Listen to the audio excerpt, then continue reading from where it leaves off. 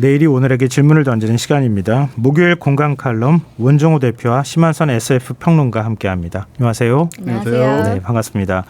제가 그전 프로그램 진행하면서요. 과학 코너가 있었어요. 우리 개인적으로도 과학에도 관심이 많고 그래서 두 분 나오셔서 굉장히 반갑다 이런 생각도 했고요. 과학 어떤 얘기를 또 들려주실지 기대가 되기도 합니다. 오늘 굉장히 더웠죠. 낮에 네. 보니까 차문 열고 들어갔다가 다시 뛰어나올 뻔했잖아요. 두 분은 산과 바다 어느 쪽 더 좋아하십니까? 여름에 이제 산에 갈 것인지 바다에 갈 것인지. 전 사실 집이 제일 좋은데. 네, 정답이죠. 네, 하지만 뭐 고르라면 역시 바다이지 않을까. 근데 바다는 좀 습하지 않습니까? 네, 들어가 있어야죠. 네. 물에 들어가 있어야죠. 그렇죠? 네, 저는 산에 올라가시는 분들 이해를 못해요. 너무나 덥고 더운데 왜 그 고생을 하고 산에 올라가시고 땀도 엄청 흘리시고 저는 무조건 물에 뛰어 들어가는 식입니다. 두 분 물 좋아하시는구나. 네, 그러게요. 근데 제가 볼 때는 더 좋아하시는 거는 집 안에서 시원한 에어컨 네. 바람 맞는 거 아니시나요? 네, 에어컨 틀어놓고 만화 보는 거? 네. 근데 어떡하죠? 오늘 바다에 대해서는 얘기를 해야 될 것 같은데요. 네. 파나마의 한 섬이 바다에 잠기기 시작해서 주민들이 집단 이주를 하더라. 또 라틴 아메리카의 첫 기후 난민이라고 한다. 이 소식 보셨습니까, 두 분? 네. 네. 그래서 이제 정말로 기후 난민이 생기고 있구나. 네, 싶더라고요. 이제 뭐 현실 원래 얘기가 나온 지 오래됐잖아요. 네. 그때 뭐 올 게 온다라고 생각할 수 있는데 이게 뭐 최초의 지금 기후 난민이라고 하고요. 섬 자체는 제가 사진을 봤더니 파나마 북동부에 있는 작은 섬인데 우리가 생각하는 섬이라고 하기엔 굉장히 작긴 해요. 뭐 축구장 5개 크기 정도. 주로 그런 데는 이렇게 산호섬이다 뭐 이렇게 표현하는. 근데 뭘로 만들어진지 알 수 없을 정도로 집들이 다닥다닥 올라가 있는 뭐 컨테이너가 쌓여 있는 것 같은 그런 분위기의 작은 곳인데 어쨌든 꽤나 많은 사람들이 살고 있다가 이제 이주를 해야 되는. 그럼 결국 바다 수위가 올라가면서 그런 거죠. 섬이 그냥 물에 잠기는 상황이니까 도저히 살 수 없는 거잖아요. 그렇죠. 그게 이제 기후위하고 관련이 돼 있다 이런 건데 해수면 상승이 얼마나 빨리 지금 이루어지고 있는 겁니까? 60년대에는 1년에 1mm 정도였다고 합니다. 근데 지금은 3.5mm라고 하니까 3.5배 정도 속도로 늘어난 거고 앞으로 점점 더 늘어나겠죠. 올여름은 폭염, 폭우, 태풍, 삼재가 닥치는 극한의 여름이 될 것이다. 이런 전망도 나오고 이틀 전인가요? 신문 봤더니 지구를 이렇게 온도별로 이렇게 보여주는 사진이 있더라고요. 지구 한 절반 정도가 붉은색으로 이렇게 표현이 된 걸 보면서 올여름 정말 덥겠다. 이거 이러다 큰일 나는 거 아닌가 이런 생각이 들 정도더라고요. 근데 이것도 지구 가열화라고 하는 표현을 씁니까? 이게 영향 공식적인 표현은 아닌 것 같은데요. 아직은. 근데 보시면은 지금 6월인데 옛날 8월처럼 덥지 않습니까? 30도 넘어가는 건 제가 어릴 땐 적어도 그래도 7월 뭐 말. 그렇죠. 7월 말이랑 8월쯤. 한여름 소위 말하는 휴가철. 지금 아직 장마도 안 왔잖아요.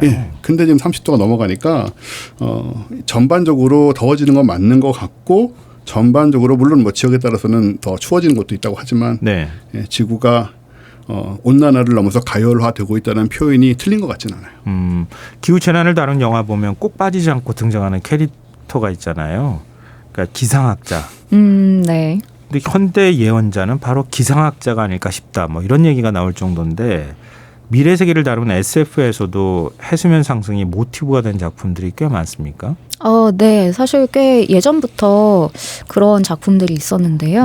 예를 들면 이제 제가 아는 것 중에 하나는 그 1950년대 작품 중에 그 일본의 아베코보 그 이제 노벨문학상 수상자로서도 유력한 후보였던 그 아베코보가 쓴 소설 중에 제4간빙기라는 소설이 있어요. 국내에도 번역이 되어 있는데요. 이 소설은 그 AI로 미래에 이제 인류가 멸망할 것이다. 이제 기후가 바뀌어서 뭐 빙하기가 오고 그러면 이제 뭐 인류가 멸망할 것이다. 그래서 바다에서 살아남아야 된다. 그래서 해저에서 살아갈 수 있는 신인류를 만드는 그런 내용이거든요. 여기에 아가미가 생기고 막 그렇게 되는 건가요? 네. 수중에서 호흡이 가능한 그런 이제 인류를 만드는데 그래서 기존에 육지에서 살던 인류는 점차 멸종하고 이제 바다 사람들만 살아남는 그런 내용으로 전개가 됩니다. 그래서 이걸 보면은 1950년대인데 이렇게 그 상상을 했구나라는 생각이 들죠. 그때는 온난화라는 개념도 없던 시절이죠. 그렇죠. 온난화라고 하는 거는 한 80년대쯤 돼야 그 개념이 등장하지 않나요? 네. 7, 80년대가 한 사실 60년대부터 좀 이제 인식은 있었던 것 같고 70년대부터 좀 본격적으로 그 픽션에서도 그렇고 그다음에 이제 보고서 같은 것들도 그렇고 그렇게 얘기가 나왔던 것 같습니다. 그러니까 뭐랄까요? 과학보다 문학이 앞서가는 것 같은데요. 네, 그런 점이 있죠. 그래서 게다가 지금은 그 클라이파이라고 이제 기후 소설이라고 하는데요. 네. 그 기후 위기나 이런 걸 다루는 작품이 워낙 많이 생겨서 아예 그거를 이제 칭하는 그런 이름이 생겼어요. 그래서 최근에는 기후 소설 혹은 클라이파이라는 이름을 많이 쓰고 있는데요.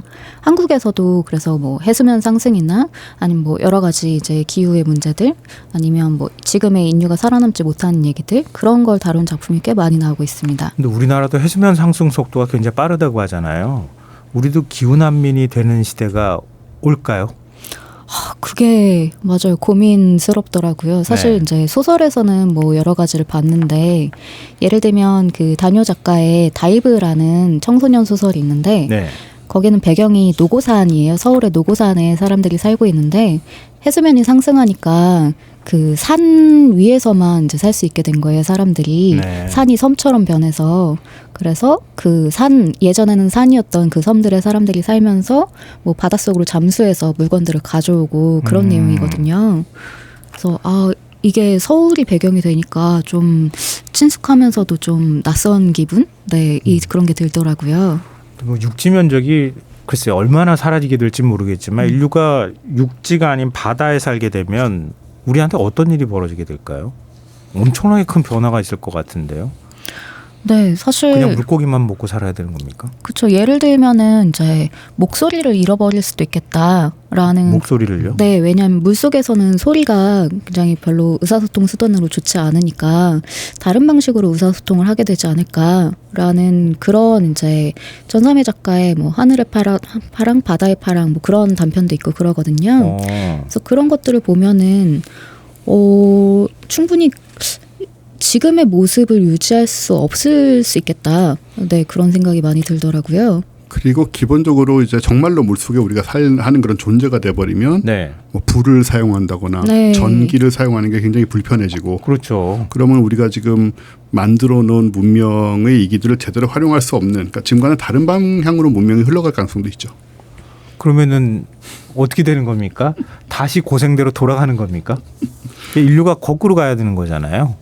그런 일이 쉽게 생길 것 같지는 않고요. 사실 지금은 굉장히 극단적인 얘기를 하고 있는 것인데 우리가 정말 뭐 아가미를 갖게 되거나 아쿠아맨처럼 물속에서 살아가는 그런 미래는 적어도 금방 오지는 않을 것이다. 여기서 금방이라는 거는 수백 년 그 내로는 오지 않을 것 같고 지금 사실 걱정되는 부분은 아까 말씀하신 대로 자꾸 많은 곳들이 물에 잠길 가능성이 있는 것과 그곳들이 이제 지금은 작은 섬이지만 앞으로는 이제 주요 도시들이라든가 예를 들면 네덜란드라든가 뭐 베니스라든가 이런 잘 알려진 그런 지역들이 굉장히 해발 고도가 낮기 때문에 또 몰디브 같은 경우는 실제적인 위험도 있고요. 그래서 이런 쪽에서 생겨나는 문제들, 난민들, 그 난민들을 어떻게 수용하느냐 이런 문제들이 굉장히 현실적인 사회 문제로 대두될 가능성이 아주 크죠. 지금 현재로서는.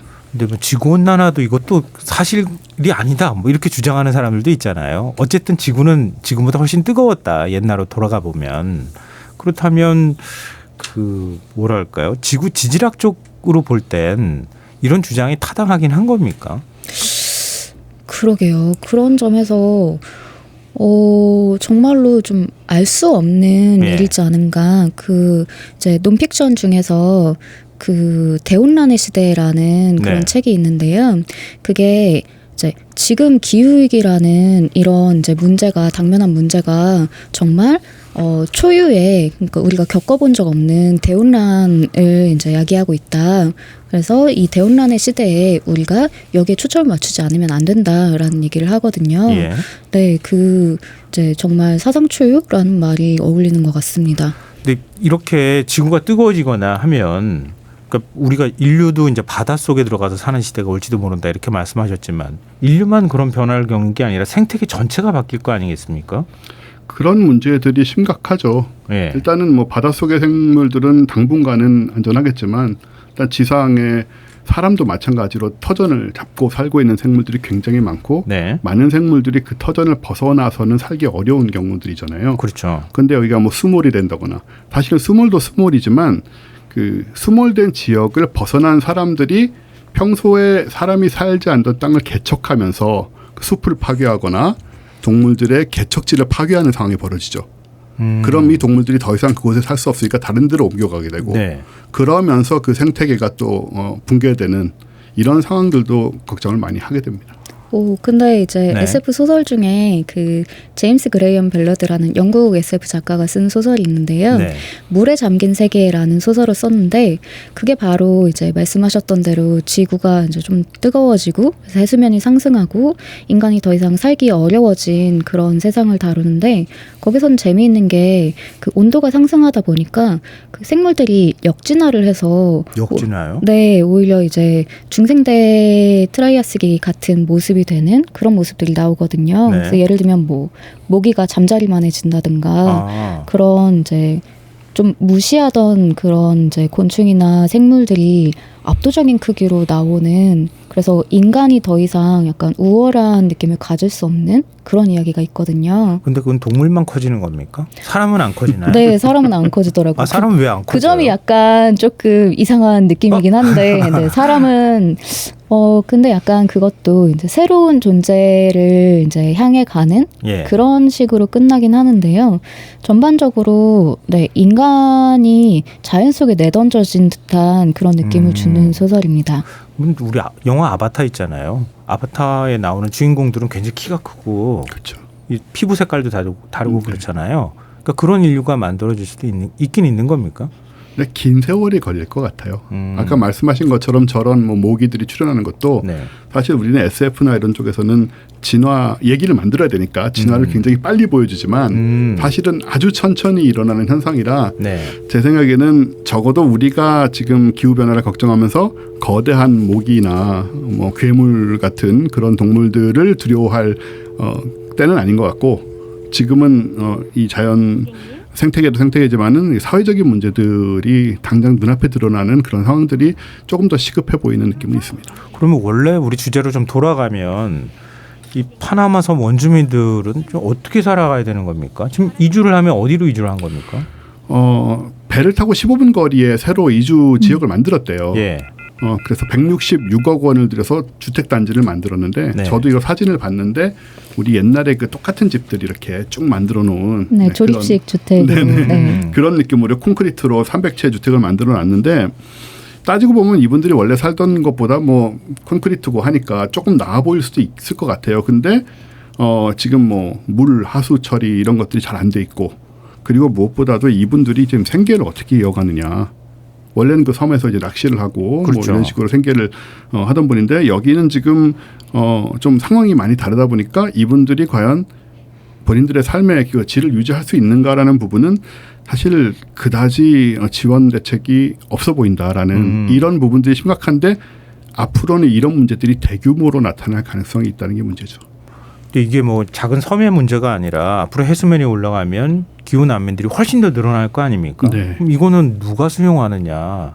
이게 엄청나게 큰 어떤 국가 간의 갈등이 될 가능성도 있어 보이기도 네, 하고요. 사실 그 걱정을 많이 합니다. 지금 예를 들어서 뭐 특히 제3세계 국가 소위 말하는 그 부자 나라들이 어떻게든 막아낸다 쳐도 좀 이제 형편이 어려운 나라들은 난민들이 발생할 수밖에 없는데 지금 걱정되는 나라가 방글라데시 같은 나라들이거든요. 네, 지금도 네, 그렇죠. 네, 예, 방글라데시는 뭐 인구도 굉장히 많고 이런 쪽에서는 뭐 수천만 명의 난민이 발생할 수가 있고 그 살고 있는 땅이 없어지면 결국 다른 나라로 이주를 해야 되는 상황이 벌어질 수도 있고 네. 이럴 때 정치적인, 경제적인, 뭐 사회 심지어 인종적인 문제까지 발생을 하는 여러 가지 뇌관들이 지금 불이 붙여지고 있다 이렇게 생각할 수 있는 상황이죠.